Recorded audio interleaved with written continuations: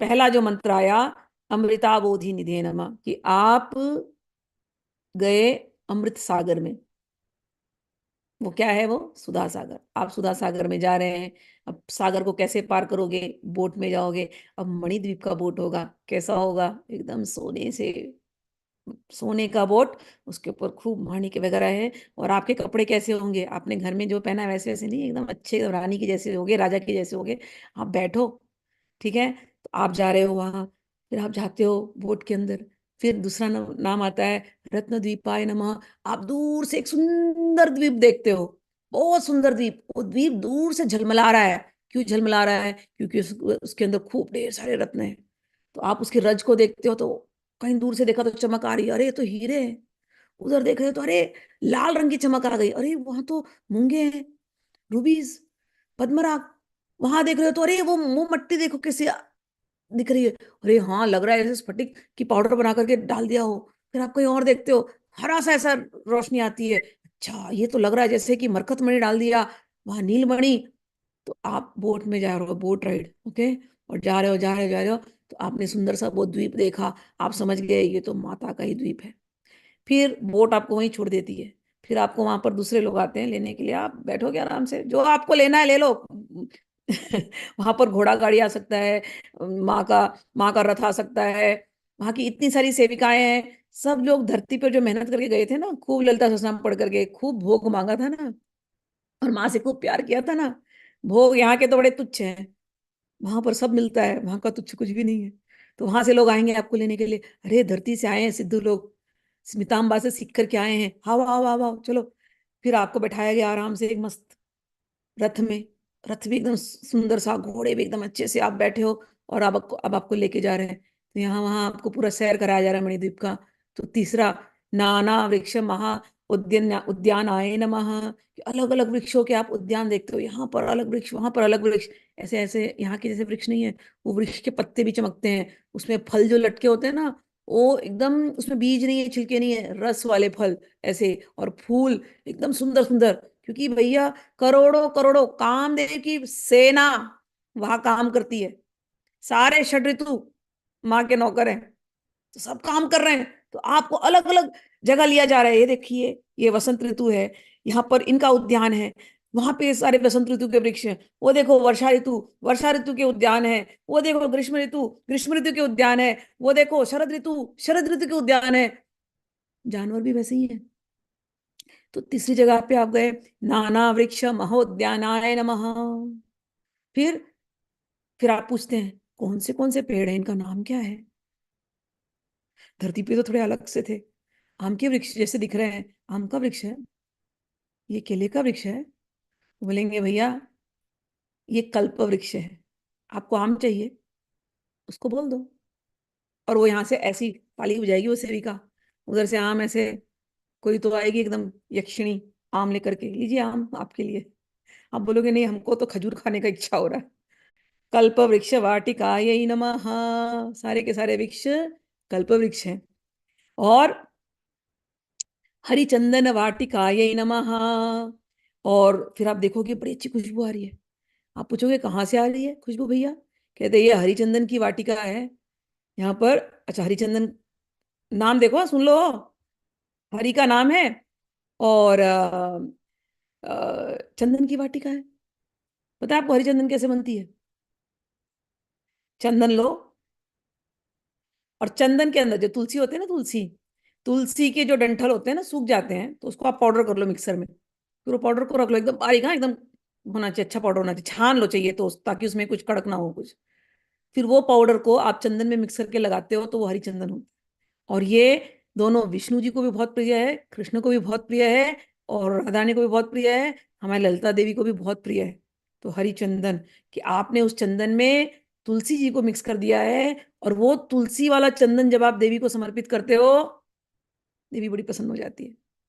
फिर आप वहां जाते हो, तो आप देखते हो कि हरिचंदन वाटिका, हाँ, ये तो फिर आपको दिखाया जाता है पिक्चर, आपने किया था ऐसा। तो हरिचंदन वाटिका दिखाई देता है। फिर आपको वहां पर संतान वाटिकाएं दिखाई देती हैं। उसके बाद आपको मंदार पुष्पों की वाटिकाएं, लाल लाल पुष्प, मंदार पुष्प की वाटिकाएं दिखाई देती हैं। फिर कदम्ब के वाटिकाएं दिखाई देती है, वाटिका यानी गार्डन्स, ठीक है। तो आपको ऐसे ऐसे अलग अलग बगीचे दिखाई दे रहे हैं, उद्यान दिखाई दिए, बगीचे दिखाई दिए। फिर आप और आगे जाते हो तो ये तो मतलब हर जगह है, ये देखो पिक्चर दिया ना, शेयर किया ना, ऐसी है जैसे चैट में दिखा रहे हैं। फिर आप देखोगे पुष्पराग, अलग अलग ये जो जो हम लोग जेम्स लेते हैं ना, ये धरती पे जो जेम्स हमको दिए गए, मणि रत्न वगैरह दिए गए, तो ये पुष्पराग लाल रंग के हैं। फिर पद्मराग गुलाबी रंग के हैं। फिर गोमेद, जो आप लोग नवग्रह नवरत्न डालते हो ना, वो सब गोमेद। फिर हीरे। तो इनके मतलब रत्न प्रकार का मतलब होता है कि एनक्लोजर्स, कि जैसे एक दिल्ली सिटी है तो दिल्ली सिटी में एक एक बिल्डिंग का क्षेत्र अलग होगा, सेक्टर 1, सेक्टर 2, सेक्टर 3, सेक्टर 4 ऐसे है ना। तो सेक्टर 1 का जो गेट होगा ना, तो सेक्टर 1 का गेट बनाया गया है हीरे से।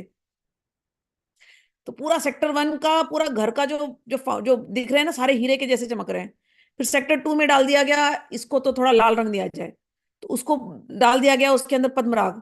तो सारे उसके गेट से लेके उसके महल सारे पद्मराग में दिखाई दे रहे हैं। ऐसे सेक्टर 20 में जब आप चले गए तो वैडूर्य, मुक्ता, मोती, इंद्रनील, तो कोरल, कोरल और इंद्रनील यानी नीले रंग के जो होते हैं, नीलमणि।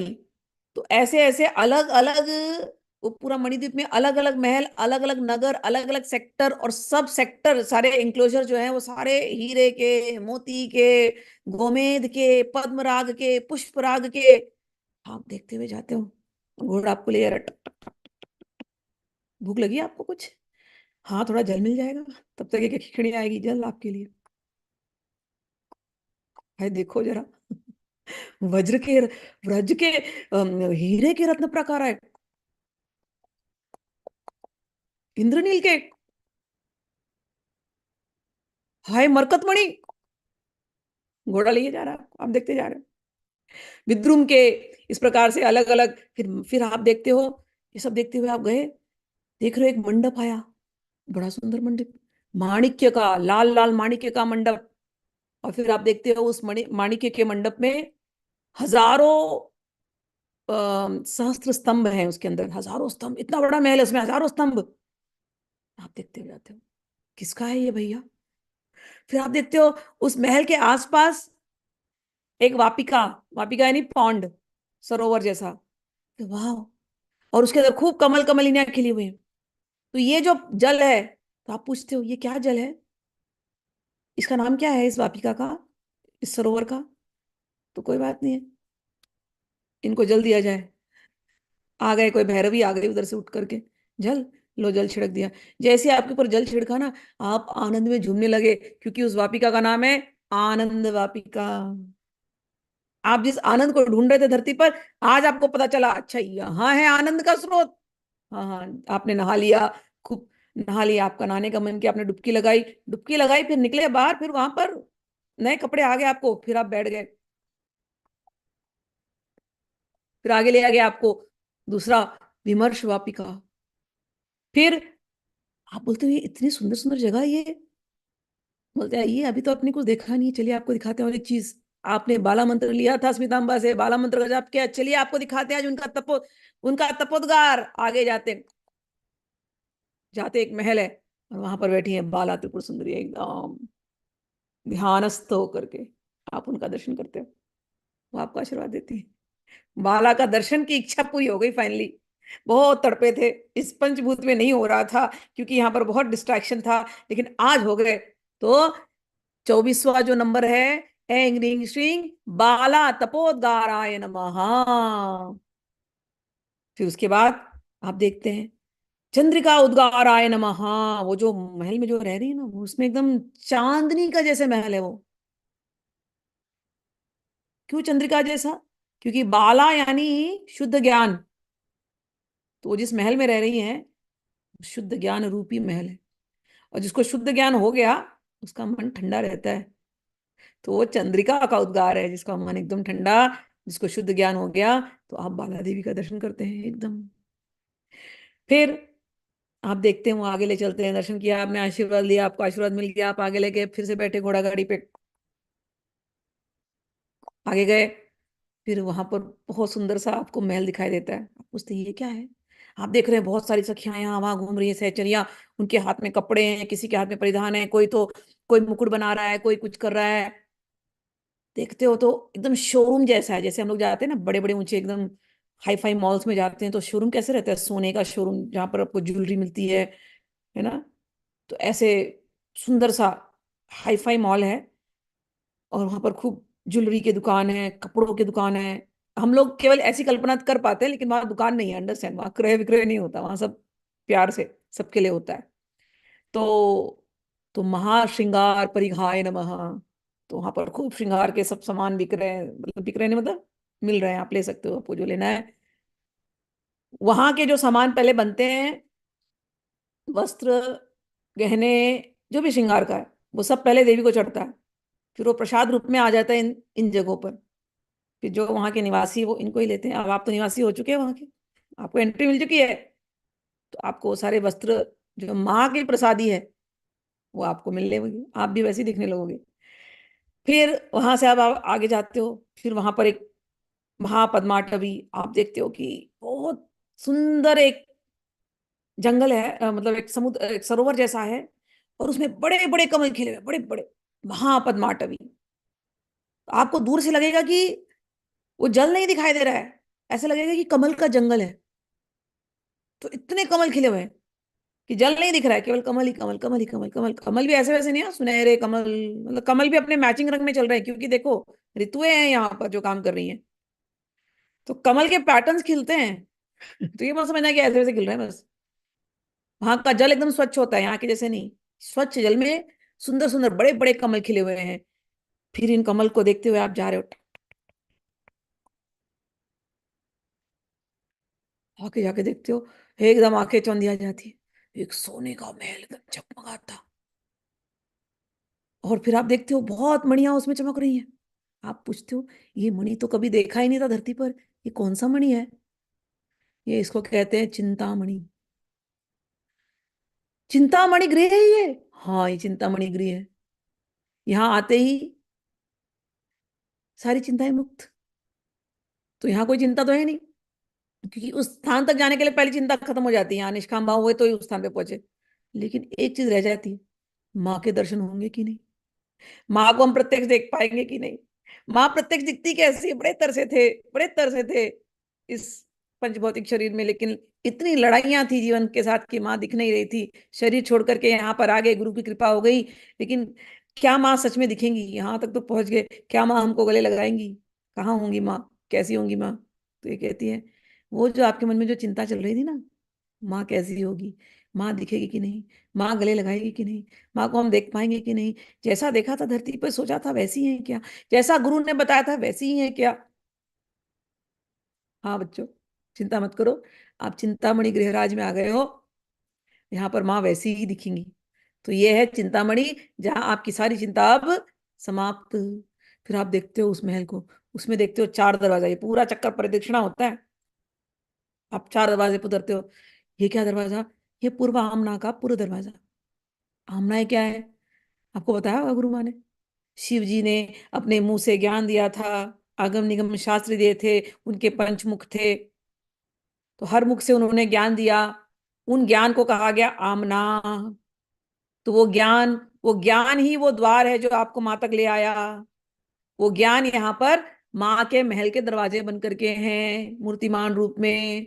तो पूर्व आमना को नमस्कार। पूर्व आमना पूर्व द्वार वाले, दक्षिण आमना दक्षिण द्वार वाले, पश्चिम आमना पश्चिम द्वार वाले, उत्तर आमना, सबको नमस्कार।